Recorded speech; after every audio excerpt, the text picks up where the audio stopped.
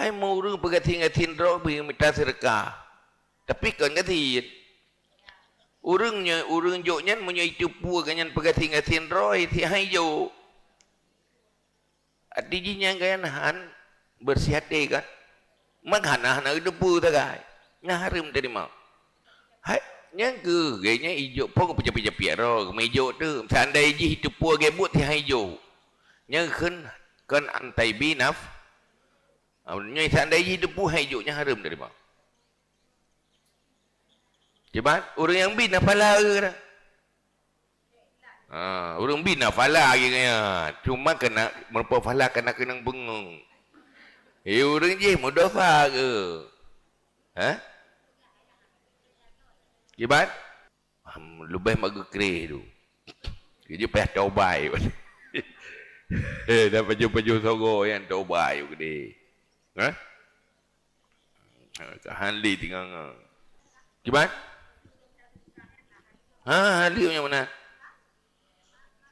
Gue manipulasi roh kan? Gue minta sedekah, gue manipulasi roh. Kan bagaimana buat?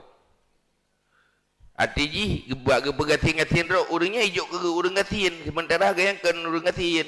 Kan lagi yang dianggap. Berarti hanya terimanya. Gue capi-capi roh ke. Sementara kaya hana capi. Orang je hijau ke orang capi. Kaya hana capi. Kan nyata kaya yang hari.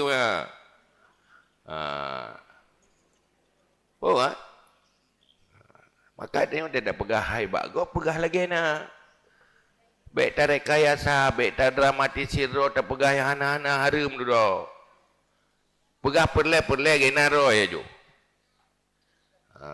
Yang pegah yang nak belau-belau ke.